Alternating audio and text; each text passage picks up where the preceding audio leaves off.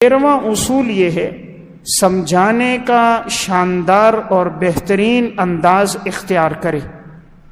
جب انسان کسی کو بات سمجھانے لگے تو آپ صلی اللہ علیہ وسلم کا اسلوب یہ تھا، آپ مثال کے ذریعے سے بات کو سمجھاتے تھے، بڑے تحمل کے ساتھ سوال سنتے تھے اور بڑے اطمینان اور نرمی کے ساتھ جواب دیتے تھے۔ اتنا عام فہم اور آسان انداز میں جواب دیتے تھے کہ اگر کوئی دیہاتی اور ان پڑھ ہو تو وہ بھی بات سمجھ لے۔ یہ واقعہ صحیح بخاری میں موجود ہے، صحیح مسلم میں بھی ہے۔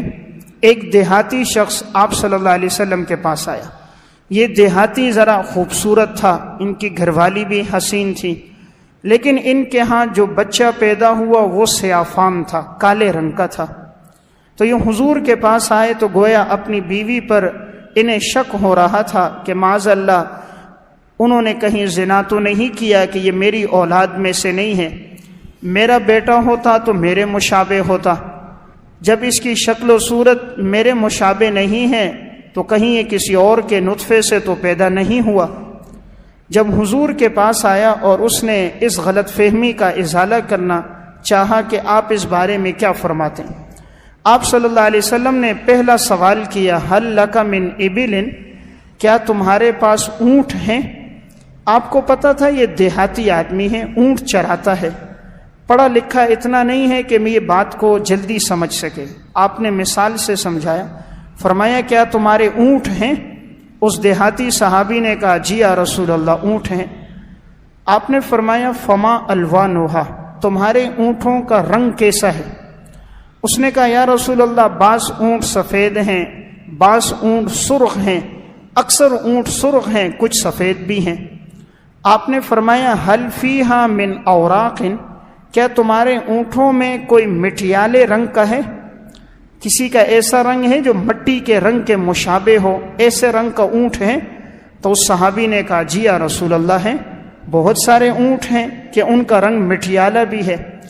تو آپ نے فرمایا جب تیرے پاس سیاہ اونٹ ہیں تو سیاہ اونٹوں کی نسل میں سیاہ اونٹ پیدا ہونے چاہیے تھے، جب سارے اونٹ سرخ ہیں تو سرخ پیدا ہونے چاہیے تھے، سفید ہیں تو سفید ہونے چاہیے تھے، یہ مٹیالے رنگ کا اونٹ بیچ میں کیسے آ گیا؟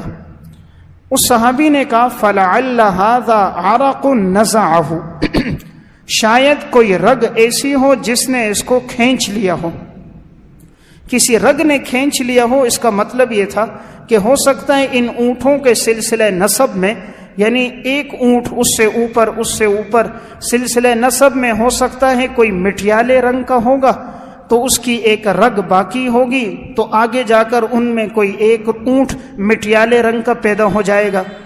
تو آپ نے کہا جب اونٹوں میں کوئی رگ مٹیالے رنگ کو کھینچ سکتی ہے حالانکہ سب کا رنگ سرخ ہے، تو اسی طرح تمہارے آبا و اجداد میں بھی کسی کا رنگ سیاہ ہوگا تو اسی رگ نے کھینچا ہوگا تو تمہارا بیٹا سیاہ فام پیدا ہو گیا۔